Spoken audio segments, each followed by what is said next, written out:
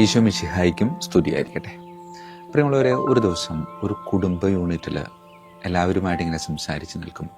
ആ കുടുംബ യൂണിറ്റിൽ പങ്കെടുത്തുകൊണ്ടിരുന്ന ഒരമ്മയും കുഞ്ഞും. അമ്മ കുഞ്ഞിൻ്റെ ചെവിയിൽ എന്തോ മന്ത്രിക്കുന്നുണ്ട്. എന്താണെന്ന് എനിക്ക് വ്യക്തമായില്ല. പക്ഷേ അമ്മ കുഞ്ഞിൻ്റെ മടിയിൽ നിന്ന് പതുക്കെ എഴുന്നേറ്റ് പതുക്കെ എൻ്റെ അടുക്കിലേക്ക് ഇങ്ങനെ കൈ ഇങ്ങനെ കൂപ്പിപ്പിടിച്ച് നടന്നു വരിക. അങ്ങനെ നടന്നു വരുന്നത് കണ്ടപ്പോൾ എനിക്ക് കാര്യം മനസ്സിലായി, അമ്മ ആ കുഞ്ഞിനോട് എന്താണ് പറഞ്ഞത്. അങ്ങനെ വളരെ സന്തോഷത്തോടുകൂടെ ആ കുഞ്ഞ് തരാൻ പോകുന്ന സ്തുതി വാങ്ങിക്കാൻ വേണ്ടി ഞാനിങ്ങനെ കൈ ഇങ്ങനെ പിടിച്ചിങ്ങനെ കാത്തു നിൽക്കുമ്പോൾ ഈ കുഞ്ഞ് എൻ്റെ തൊട്ടു മുന്നിലുള്ള ചെറിയ മേശയുടെ മുകളിൽ സ്ഥാപിച്ചിരുന്ന ഈശോയുടെ ക്രൂശിത രൂപത്തെ നോക്കിയിട്ട് ഈശോ മിശിഹായ്ക്കും സ്തുതിയായിരിക്കട്ടെ എന്ന് പറഞ്ഞുകൊണ്ട് അവൻ തിരിച്ചു പോവാം. ഞാൻ സ്തുതി മേടിക്കാൻ അങ്ങനെ തന്നെ നിൽക്കാം. അമ്മ അവനെ വീണ്ടും എൻ്റെ അടുക്കിലേക്ക് പറഞ്ഞു വിടാനായിട്ട് പരിശ്രമിക്കുന്നുണ്ട്. ആളുകളൊക്കെ നോക്കി നിന്ന് ചിരിക്കുന്നുണ്ട്.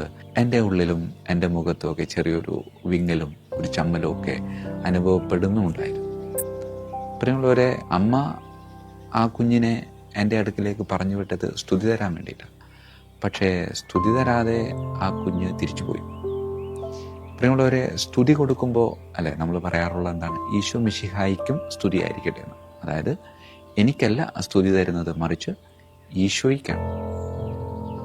ആ കുഞ്ഞ് എനിക്ക് സ്തുതി തരാൻ അമ്മ പറഞ്ഞു വിട്ടെങ്കിലും എൻ്റെ മുന്നിലുള്ള ക്രൂശിത രൂപത്തിൽ സ്തുതി നൽകി അത് തിരിച്ചു പോയപ്പോൾ ആ കുഞ്ഞ് പറയാതെ പറഞ്ഞ ഒരു കാര്യമുണ്ടോ, അച്ഛാ എനിക്ക് അച്ഛനിൽ ഈശോയെ കാണാൻ പറ്റിയില്ല, അതുകൊണ്ട് ഈ രൂപത്തിൽ കണ്ട ഈശോയ്ക്ക് സ്തുതി കൊടുത്ത് ഞാൻ തിരിച്ചു പോയതാണ്.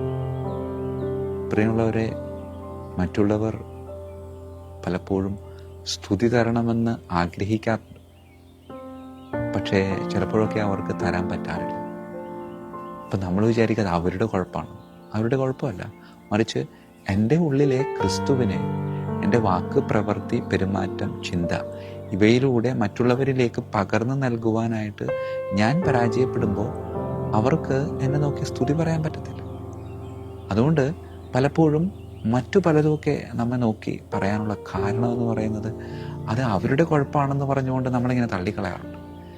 പ്രിയമുള്ളവരെ, അത് അവരുടെ കുഴപ്പം മാത്രമല്ല, അതിൽ എൻ്റെ ഭയങ്കരമായൊരു കുഴപ്പം കൂടെയുണ്ട്. എൻ്റെ ഉള്ളിൽ ഞാൻ സൂക്ഷിച്ചിട്ടുള്ള, അല്ലെങ്കിൽ എൻ്റെ ഉള്ളിലേക്ക് കടന്നു വന്നിട്ടുള്ള ഈശോയെ എൻ്റെ വാക്ക്, പ്രവൃത്തി, പെരുമാറ്റം, നോട്ടം ഇവയിലൂടെ മറ്റുള്ളവരിലേക്ക് പകർന്നു നൽകാൻ പറ്റാതെ വരുമ്പോൾ മറ്റുള്ളവർക്ക് എൻ്റെ ഉള്ളിൽ ഈശോയെ കാണാതെ പോകും. അങ്ങനെ ഈശോയെ കാണാതെ വരുമ്പോൾ അവർ എന്നെ മാത്രം കാണുമ്പോൾ അവർ എന്നോട് ദേഷ്യപ്പെടുന്നു, ചിലപ്പോൾ മോശമായിട്ടുള്ളത് സംസാരിക്കുന്നു.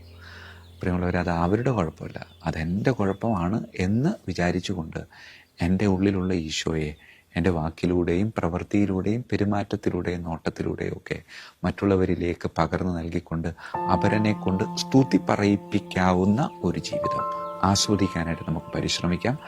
അതിന് ദൈവം നമ്മളെ ഓരോരുത്തരെയും അനുഗ്രഹിക്കട്ടെ. ഈശോ മിശിഹായ്ക്കും സ്തുതിയായിരിക്കട്ടെ.